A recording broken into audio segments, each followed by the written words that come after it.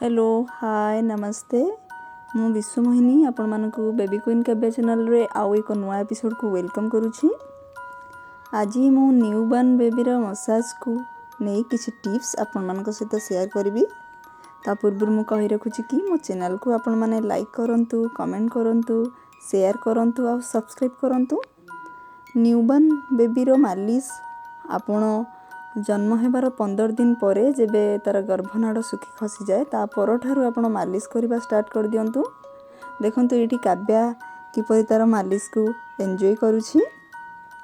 तो बेबी को मालिश कला बेले आपण एबे तो गरम दिन चली आपण नड़िया तेल रो व्यवहार करि परिबे जा फल रे बेबी रो राशेस बाहरी बनी आउ ता सहित बेबी रो बॉडी ठंडा रहिबो। तो रेगुलरली बेबी को मसाज करंतु 2 ରୁ 3 वर्ष जाए बेबी रो मसाज करंतु।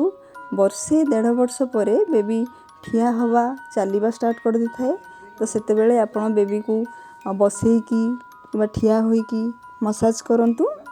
मसाज करिबा द्वारा बेबी रो शारीरिक विकास घटी थाए, ब्लड सर्कुलेशन ठीक भाव रे होई थाए।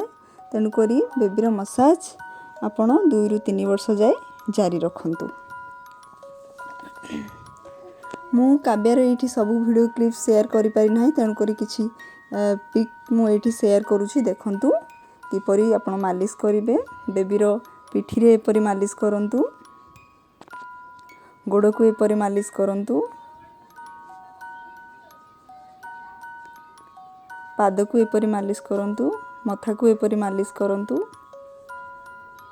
छाती को एपरि मालिश करंतु, मेरुदंड को एभली भाबे मालिश करंतु। एपरि करंतु नाही पिला जेबिति चिड़चिड़ हबो। तो नड़िया तेल सब बेले आपण व्यवहार करंतु घर तैयारी नड़िया तेल। धन्यवाद।